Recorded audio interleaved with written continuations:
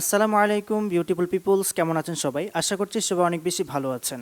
Welcome back to my another tutorial. So আজকের টিউটোরিয়ালটি super duper interesting হতে যাচ্ছে, বিকজ আজকের এই টিউটোরিয়ালে আমি দেখাবো কিভাবে আপনারা এফএল স্টুডিও সফটওয়্যারটি ওপেন করবেন এবং কোন টুলের কি কাজ সবগুলো আজকে ডিটেলসে দেখানোর চেষ্টা করব ইনশাআল্লাহ। যারা এফএল স্টুডিওর কাজ শিখতে চান, আমি রিকোয়েস্ট করব আপনারা সবাই ভিডিওটি শেষ পর্যন্ত ধৈর্য সহকারে দেখবেন। যদি ধারাবাহিকভাবে ভিডিও চান তাহলে অবশ্যই কমেন্ট করে জানাবেন, ইনশাআল্লাহ আমি আপনাদেরকে ধারাবাহিকভাবে ভিডিও দেওয়ার চেষ্টা করব। তো চলুন আজাইরা ইন্ট্রো গল্প বাদ দিয়ে শুরু করা যাক আজকের tutorial. Welcome back to my mobile screen. বন্ধুরা, আমি সরাসরি মোবাইল স্ক্রিনে চলে এসেছি রাইট নাও। এটা হচ্ছে এফএল স্টুডিও মোবাইল ভার্সনের এডিটিং প্যানেল। অ্যান্ড আপনারা যখন অ্যাপেল স্টুডিও ওপেন করবেন, করার পর এরকম একটি ইন্টারফেস আসবে অ্যান্ড এখান থেকে স্ক্রিপ্টে ক্লিক করে দিবেন, দেন নট নাও। তো এরকম একটা ইন্টারফেস আসবে অ্যান্ড এখান থেকে আমরা নিউতে ক্লিক করব, দেন আমরা অডিও রেকর্ডিংয়ে ক্লিক করব যদি আমরা সরাসরি এখান থেকে রেকর্ড করতে চাই আর কি। সো এখান থেকে রেকর্ড করতে চাইলে আগে আমরা ইন্টারফেসের সাথে পরিচিত হতে হবে।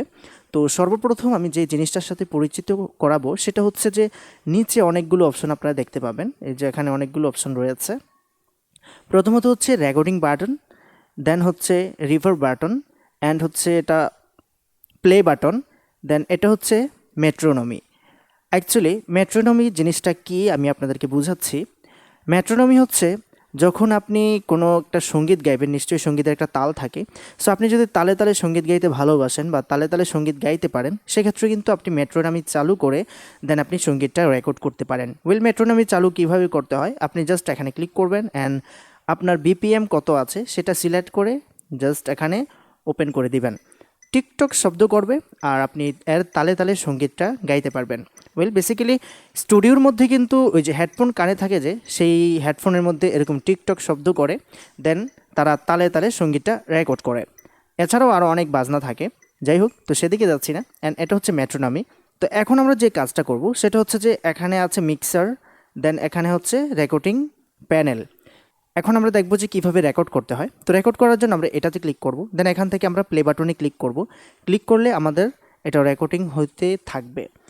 এখন যদি আমরা কোনো কিছু রেকর্ড করি সেটা কিন্তু এখানে রেকর্ডিং হচ্ছে। এখন আমরা যে কাজটা করব, রেকর্ডিংটা অফ করে দিব। অফ করে দেওয়ার পর দেখতে পাচ্ছেন এখানে ভয়েসটা রেকর্ডিং হয়ে গেছে। এখন আমরা যদি এই ভয়েসের সাথে কোনো মিক্সিং করতে চাই, ইকো, রিভার বা বিভিন্ন ধরনের ইফেক্ট অ্যাড করতে চাই, সেক্ষেত্রে আমরা ইফেক্টগুলো কোথায় পাবো, যেহেতু এখন নাই। তো ভয়েস রেকর্ড করা যখন কমপ্লিট হয়ে যাবে, কমপ্লিট হওয়ার পর আপনি এখান থেকে জাস্ট এখানে ক্লিক করবেন। ক্লিক করার পর দেখতে পাচ্ছেন যে এখানে মাইক্রোফোনটা ওপেন আছে। এখানে ক্লিক করলে মাইক্রোফোনটা ওপেন হয়ে গেছে। ডুয়েল মাইক্রোফোন থেকে আপনার আওয়াজটা শোনা যাবে। তো এখানে ক্লিক করে অফ করে দিবেন। দেন আমরা এখন ইফেক্ট অ্যাড করব। ইফেক্ট অ্যাড করার জন্য আমি এখানে ক্লিক করব অ্যান্ড এখান থেকে আপনারা সব ধরনের ইফেক্টগুলো পেয়ে যাবেন। প্রথমে লেভেলে হচ্ছে ইকু, তারপর লেভেল, ফিল্টার, মিউজিক। এখান থেকে আপনারা চাইলে রিভার্ব ব্যবহার করতে পারেন, ঢিলে ব্যবহার করতে পারেন, দেন আছে লেভেলার, কম্প্রেসর, লিমিটার। এগুলো কিন্তু খুবই গুরুত্বপূর্ণ একটা জিনিস, খুবই গুরুত্বপূর্ণ ফিচার্স। অ্যান্ড হচ্ছে গ্রাফিক্স ইকু, তারপরে আছে অটো পিচ, অনেকগুলো অপশন রয়েছে। আপনার যদি গজল স্ক্রিল জানা থাকে সেক্ষেত্রে কিন্তু স্ক্রিল অনুযায়ী আপনি অটো পিচও ব্যবহার করতে পারেন। অটো পিচ বলতে অটো টিউন আর কি, যেটাকে বলা হয়। তো মোটামুটি আমরা এফএল স্টুডিওর বেসিক একটা ধারণা নিয়ে নিলাম। এখন যদি আমরা কোনো অডিও এখানে ইম্পোর্ট করতে চাই, সেটা কিভাবে করব? সেটা করার জন্য অনেকগুলো অপশন রয়েছে। দেন আমরা এখান থেকে এখানে ক্লিক করব। ক্লিক করার পর এখান থেকে অডিও ক্লিপস নামের একটা অপশন দেখতে পাবেন, এখানে রয়েছে। তো অডিও ক্লিপসে ক্লিক করবেন। ক্লিক করার পর মাই ফাইলে চলে যাবেন।